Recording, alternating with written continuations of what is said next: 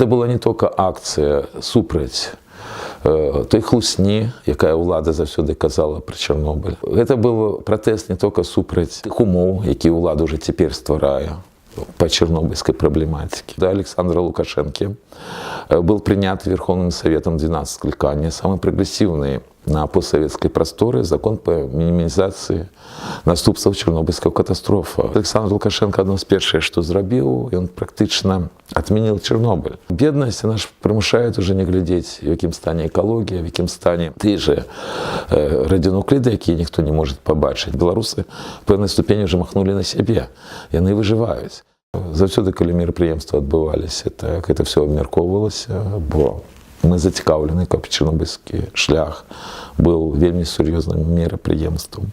Аргкамітэты заўсёды працавалі нават в этой сітуацыі ГБшнай краіны дастаткова дэмакратычна. І асноўныя лозунгі, яны заўсёды узгадняліся. І асноўныя лозунгі на все чарнобыльскія шляхі былі якраз экалагічныя. Іншая справа, што практычна ніколі не было забаронаў прыносіць іншыя лозунгі, бо праблем у Беларусі вельмі шмат. І шмат якія палітычныя праблемы якраз наўпрост звязаны менавіта з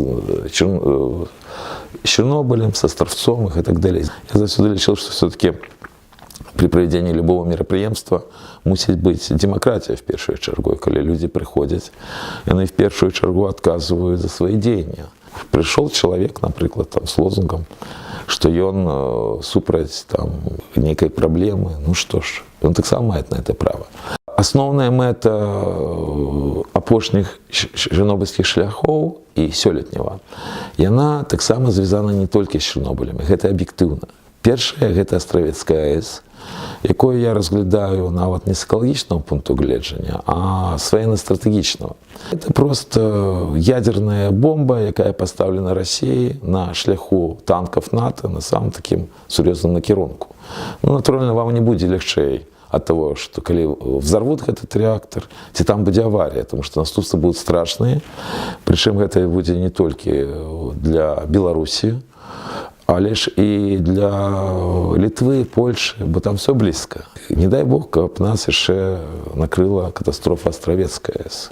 Не глядзячы на то, что уже принято решение, что она мусіць функционировать, решения розныя прымаюцца, все ровно нам трэба рабіць все магчымае і немагчымае, каб гэтая АЭС просто не працавала. Самое главное не змириться и вот выкористать великий чернобыльский шлях для того, как показать, что все-таки мы разумеем, что нема места на белорусской земле таким речам, вот як вони зараз побудовали, которые хочет запустить АЭС в Островцы. Экологичная ситуация в Беларуси наокол будет только погоршаться. Это связано с нашей бедностью. И натурально вытворчества, какие будут брудными, тут будут возникать все больше и больше. Это просто непозбежно. И к этому так само треба сопротивляться. Основная шкода белорусской нации как раз была нанесена нават не самой Чернобыльской аварии, а той бедой, которая сегодня есть. Бо ўлада абсолютно не залежит от народа, и ту шкоду, которую они принесли, когда были короткоживучие изотопы, так, это только тому, что начальству было все равно, что будет с людьми. На великий жаль, вельмі поздно это удалось переодолеть, это уже прошло 5 годов, крыху меньше. Бо перелом по Чернобылю отбылся как раз, это выборы Верховного Совета 12 скликания, это зима-весна 90-го года. Только в конце 89-го года сняли секретность по Чернобылю. Только это 89-й год. Мы домагались этого дастаткова упарта, долго.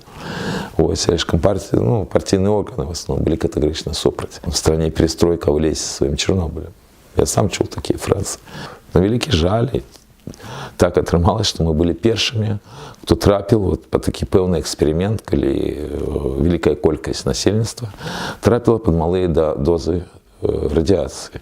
Никто не ведал, калі казаць дакладна, до чего это все приведзе. Згортванне демократии, отсутность голосности практично поховала тему Чернобыля. Для меня в першую чаргу Чернобыльская катастрофа это нават не той момент, калі там адбылася авария. Это в першую чаргу мои коллеги, память абсолютно конкретных людях, Я тим же начальнику Чернобыльского отряда, моему коллеге Валерию Бузову, который вот не стало 2 года тому назад, так, інших людях, вот, которые непосредственно займались вот мониторингом в системе геологии, так, наступства Чернобыльской катастрофы. Это вот действенный механизм того, як все-таки народ, бо роля тут БНФ була мінити організувати, домоглися ті люди, які масово приходили на перші чорнобильські шляхи, бо коли б не було б підтримки, нічого не вдалося б зробити. Чорнобильський шлях – це свідчення того, що ситуація сьогодні не безнадійна, і коли люди захочуть, вони зможуть переломити ситуацію.